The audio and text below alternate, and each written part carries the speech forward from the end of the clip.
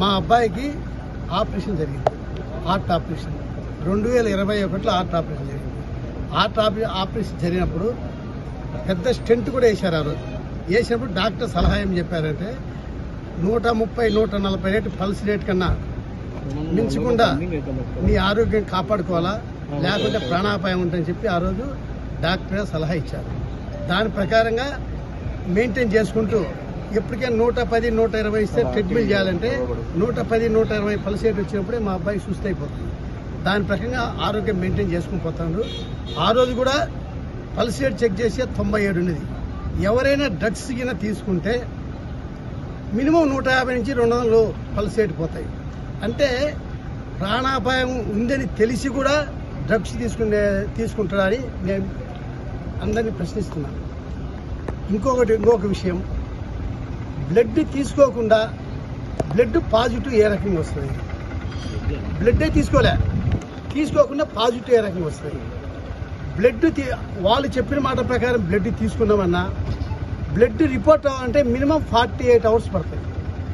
Minimum 48 hours report అవ్వాలి. ఎందుకంటే మేము ఇమీడియట్గా ఢిల్లీలో ఎయిమ్స్లో బ్లడ్ రిపోర్ట్ ఇస్తే వాళ్ళు 48 అవర్స్ లోపల బ్లడ్ రిపోర్ట్ ఇవ్వలేదు.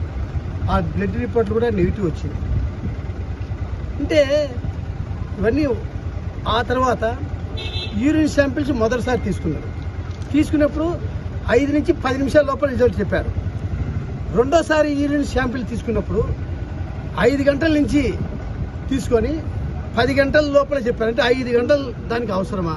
అంటే దీంట్లో ఎంత జరిగిందని మీరే ఆలోచించుకోవాలా. నేనేం చెప్పాలనుకోలే. ఎందుకంటే ఇవన్నీ వాస్తవాలు మీ దృష్టికి చెప్పాలా. మేము ఎందుకు వాస్తవాలు ముందుకు రాలేదంటే ఇన్వెస్టిగేషన్ ఉంది కాబట్టి ఇన్వెస్టిగేషన్ పూర్తయిన తర్వాత పిన్ టు పిన్ ప్రతి ఒక్కటి ఎవిడెన్స్ సమేత మేము ముందుకు వస్తా. ఆ తర్వాత ఇంకొకటి మా వానికి ఏమనిచ్చారు, ఆంతిపిటిమిన్, మిథాపిటిమిన్ 2 పాజిటివ్ వచ్చిందని చెప్పారు. ఆ 2 ఐటమ్స్ కూడా మామూలు తీసుకుంటే మెడిసిన్స్ కూడా వస్తాయి.